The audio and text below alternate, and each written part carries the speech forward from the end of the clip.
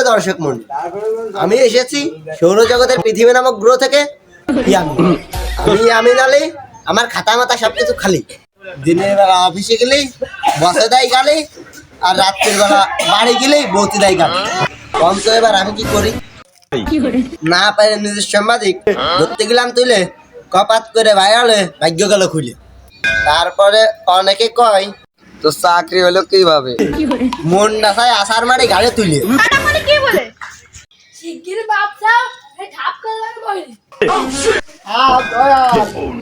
সুপ্রিয় দর্শক মন্ডলী, ভুলভাল খবর নিয়ে বাড়াতে চেয়েছিলাম ভিউজ।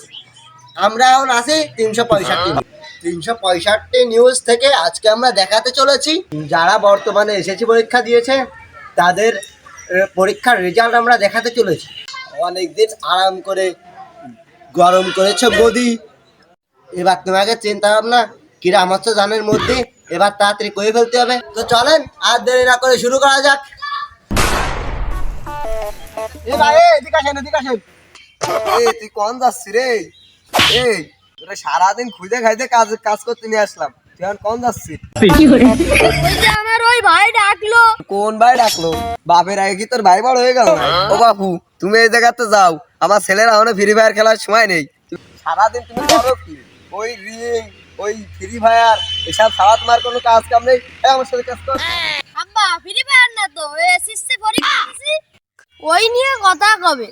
হ্যাঁ তুমি আর এক বড় ভাই ডাকতেছে, তুই না যাই এখন দাঁড়ায় রয়েছিস। আগবেও না কত ছাড়বে না। এ তুই কি করলি? আমি বাড়ি 1.5 লাখ টাকা দিয়ে পাকা বাথরুম বানাইছি, ওতে আগাও যাও গোসল তোমারও কইনি এ ভাই যে কইছি ভাই ভাতে বসে আগে কেন মরি না। বাবু তুমি ফতে আগু কিউ বাবু তুমি ফতে আগো না বাগানে আগু, একটু পানি চুলি রাখো, ওই ফতে আগায় ভালো। বাণিজ্য সব শেষ, যেটুক ছিল ওইটুকু এনে রেখে যেতে হবে। তো ভাই আপনি এবার এসএসসি পরীক্ষা দিয়েছেন? ও ভাই তা কি দুইকে মোবাইলের ভিতর যাচ্ছে। তা আপনার তো এসএসসি পরীক্ষার সামনে রেজাল্ট চলে আইছে।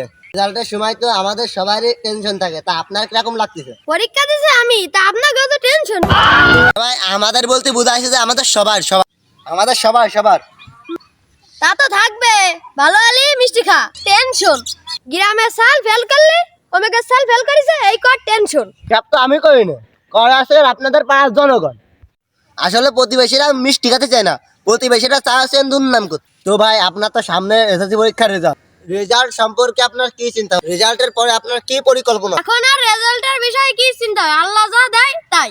সে ঠিক আছে, পরীক্ষা ভালো হলে আপনি আশা করবেন রেজাল্টটা ভালো হতে যাচ্ছে, ওই রকম চিন্তা ভাবনা থাকে না। আর ওরকম চিন্তা ভাবনা নেই। এই এসব কি কপালে থাকে? আমার কপাল হলো হেনতে তোমাতি এত সংকট কে? কি বলেছে কপালে দোয়াই দিলে তো আর হবে না, দোয়াই দই দিলে তো আর আপনার হবে না।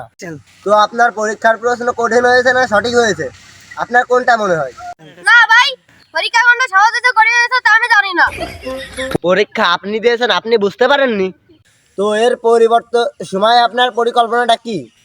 বাঁচতে পরিকল্পনা তো ও করবে না, ওরি কপাল আমি। বাবু ওরি কথা চিন্তা করতে করতে আমার মাথার ভারে বানায় লাগছে আলুক গ্রামের এই মা। চাচা ওর সব চিন্তা ভাবনা তো আপনার ভাবনা করেছেন আপনার ছেলেরা নিয়ে। রেজাল্ট ভালো হলে আমিনুর, আর না হলে ওই কামরুল। বিষয় ভালো হলে আমিনুর আর খারাপ হলে কামরুল, আমি তো বুঝতে পারলাম না। বাঁচতে আমিনুর ওই নড়াল সক্রাবি করে দে, চাকরি করে। রেজাল্ট যদি ভালো হয় ওই দেখা দিয়ে দেবো।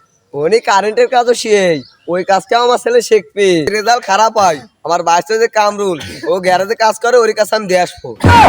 এই টেনশনে বিড়ি খাওয়া শুরু করেছি, আর রেজাল্ট খারাপ হলে গাঁজা খাবার। এ কোন যাচ্ছে এদিকে আয়। গলা বেঁধে গেছে তাই একটু পানি খেতে আসছি। কোন কালের পানি খেতে যাচ্ছি? কোনো পানিতে গন্ধ গন্ধ কয় না, আসে আসে দাঁড়ালি সিগারেটের গন্ধ কয়। মনে হয় ছেলে পেলে পানি খায় আর লেবুর পাতা। এখন তো বিটারে বোরিং পথে, এখন তো বিটারে বোরিং হয় মনে হয় বোরিং এর ভিতর চলে গেল। এখন পানি খেতে যাই, এখন বিড়ি উঠে আসে। আমি কি আর